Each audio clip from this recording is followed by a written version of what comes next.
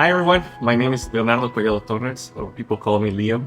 I'm from Mexico, but I'm here as an investigator at the Libre Institute for Brain Development. I lead the data science team one, part of the neuroscience translational division, headed by Kerry Martinovich. I work with a small team where we help analyze the data that our colleagues at the Libre Institute are generating, and we help make sense out of all the data that they generate. They generate imagine that you're thinking about books, like an encyclopedia. They generate several hundred books per year, and we're trying to help make sense out of all of that information. So since my time when I decided to choose an undergrad in Mexico, I wanted to use math and computing, which are things I like, to help solve complicated questions. And biology, I feel like, provides those complicated questions.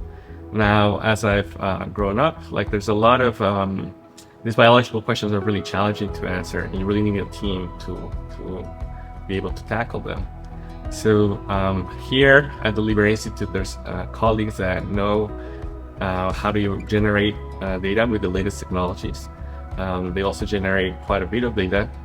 And so that is always very motivating for me, because we're working with some of the cutting edge technologies that exist out there. And we're working on answering questions that if you go on Google search, you won't find an answer for. So I know that any solutions that we come up with will be impactful for other people, other researchers, to help answer these complicated questions that we're working on. So for context, in Mexico, the largest data set I worked with had 12 samples.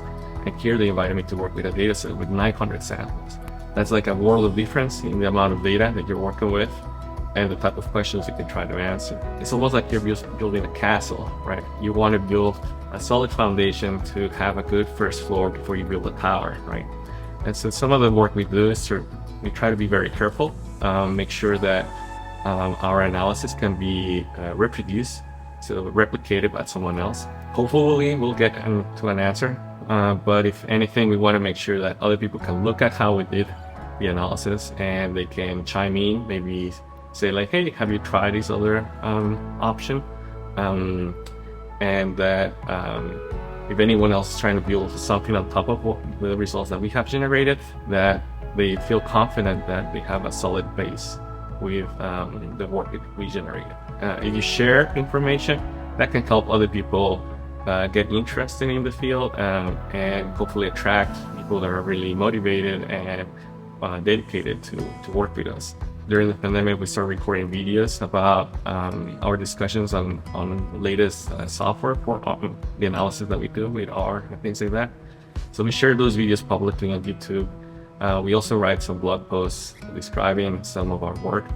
Actually, in May of this year, I wrote a blog post that explains spatial transcriptomics, which is the name of a technology that we started to use at the end of 2019. Which allows us to measure gene activity levels. Imagine you have an orange, and you know what an orange looks like, what it smells, and things like that.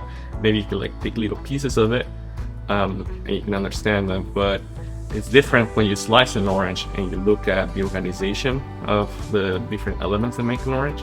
And so that is a type of technology that we started to use in 2019, where we can take a slice of tissue and then measure gene activity levels. Imagine having a 3D bar graph where one gene looks like this, another one like that, etc. So we can try to understand how these genes are being used in different parts of the tissue.